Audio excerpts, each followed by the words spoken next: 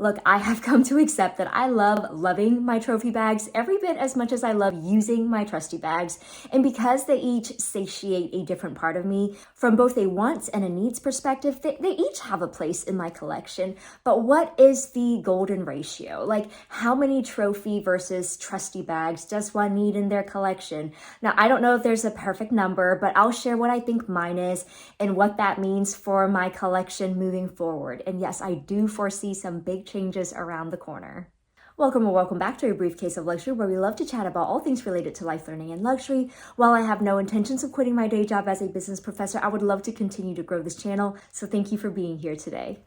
Now, I feel like I'm seeing more videos of late about people admitting that they don't actually use their designer bags, and thus the guilt that follows from having a closet full of very expensive, very unused bags. And while I get the whole cost per wear argument and all that, life is too short not to use your fancy bags for non-fancy occasion spiel, I feel like we shouldn't have to guilt ourselves into using these bags either by telling ourselves we better use them or lose them, because we know some bags we just don't see or treat as bags. We see them as trophies through and through, versus others that are truly nothing but bags, right? And they are meant to be used, you know? And I get that what I consider to be a trophy versus trusty bag may not hold true for a lot of other people. Like for me, my Birkin 35, 100% a trusty bag. Although for most people, it's a trophy bag. Not only because it's a Birkin, but I get that a lot of people find it too big and too bulky to use,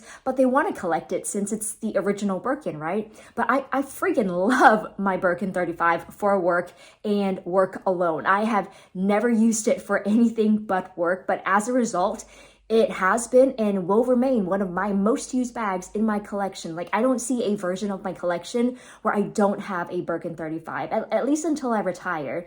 So I guess in a way, she's my perfect trophy meets trusty bag. Versus something like my Constance. I admit this was a trophy bag purchase and I bought it as such. I just thought it would be such a usable everyday Hermes quota bag because of its shape and strap situation. And in all fairness, I did enjoy using it when I forced myself to use it and only it as my one travel bag this summer. Now, another trophy bag purchase is my Louis Vuitton vintage Murakami Vavin PM tote. Like, yes, I fell for the hype, but not enough to want to deal with all of that Louis Vuitton pre-sale madness. But I guarantee you, most people who bought into the Murakami hype, right, bought into it because of the hype and not because they were like, oh my goodness, this is such a practical collection by Louis Vuitton. I must have it. It's going to be so useful. But again, to its credit, the Vavin PM tote in particular is very, very well designed with all of its different interior pockets. But I also have trophy bags that are either completely impractical or that I never bought with the real intention of using. Like, let's be honest, that Chanel book wallet on chain I recently unboxed with its delicate lambskin and stark white interior, yeah, 100% did not buy it to use. I bought it to be a pretend book, for my pretend bookcase, for my pretend book collection, which I am now in the process of building. And while my Mary Frances Beat It bag down there and my vintage Bally bag up here, while they aren't quite as high profile, I bought them more for decor than to use, right? So while not quite trophy bag status, they're not bags either. And as you can expect, aside from the Birkin 35, which really is an anomaly in my collection, most of my trusty bags are not designer bags. Like, how droll. I feel like that is more often the norm than the exception.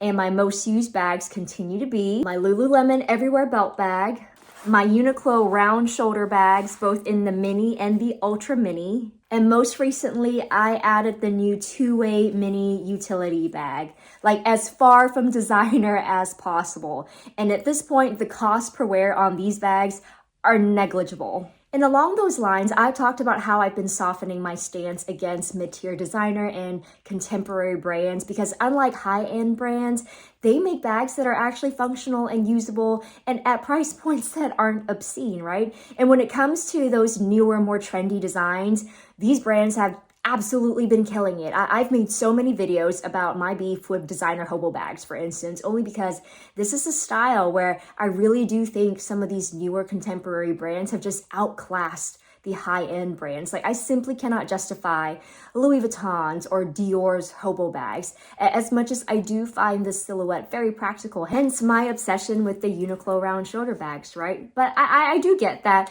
the nylon finish on these may be too casual, and sometimes your outfit just calls for something a little more robust and finish, maybe something like the Beracamy Empiricism bag instead. Now, I am so incredibly grateful that Barakami sent me this bag to try out, and no joke, this has been my go-to bag ever since the moment I received it. I mean, I think I mentioned this bag as early as a year ago at the start of the hobo bag trend, and it's everything I knew it would be. Now, if you aren't familiar with Barakami, they were founded in Paris in 2009 by three friends studying fashion and art, and they are now based in London. And what really sets them apart is their focus on modular and convertible designs. I mean, in a world where a lot of bags are just starting to look the same, their bags have such a unique vibe to them. So not only are they interesting from a design perspective, their quality is also top notch, right? And they source their leather primarily from certified tanneries in Italy. So mine is in the color toffee,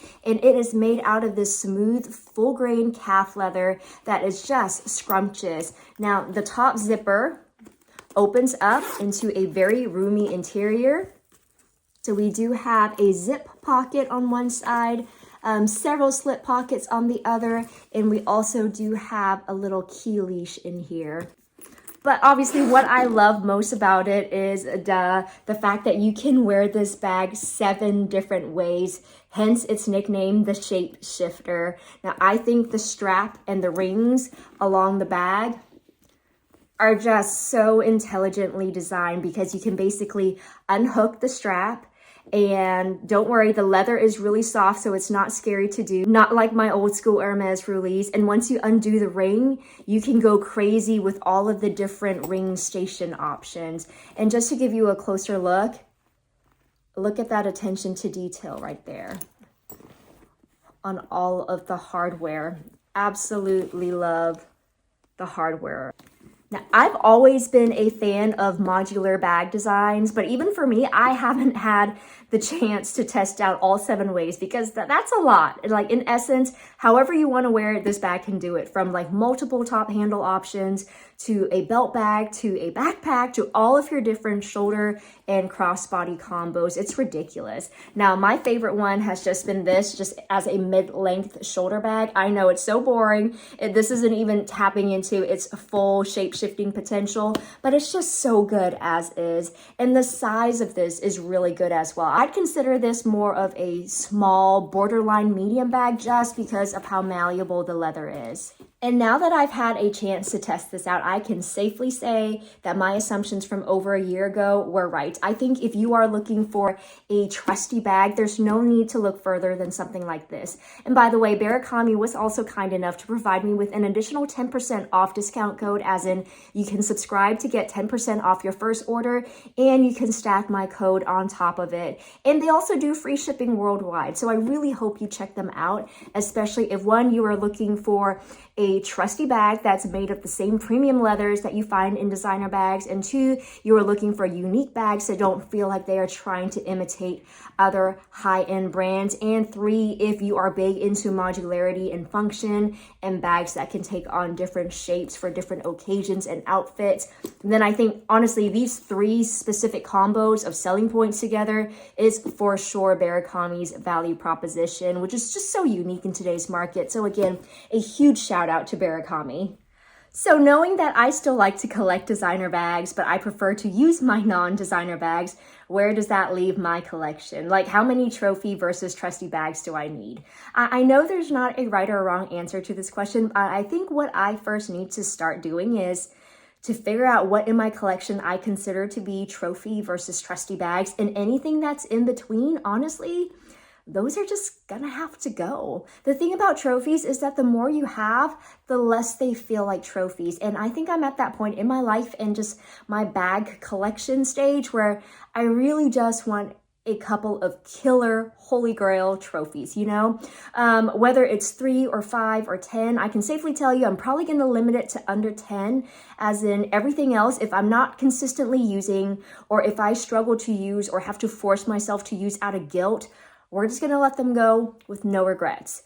Now, am I gonna lose money? Sure. I think that's going to be a given in this economy, but I'm losing money anyways if they're just sitting there. They're not magically gaining back value sitting on my shelf. So the next best thing is just to start letting go, taking those funds and putting those funds towards what I consider to be my holy grail trophy bags just at the moment, even if it means getting rid of 5 bags to bring 1 in. And even so, my trophy bags may still not be forever bags, but when I'm ready to swap out one holy grail bag for another, then that's just what I'll do, just so it never gets out of control again. Let me know your thoughts. Are you someone who can tolerate owning bags in your collection and still feel okay not using them? Or are you more of a use it or lose it type? Let me know down in the comments below. And if you have a golden ratio of trophy versus trophy bags that you are aiming for.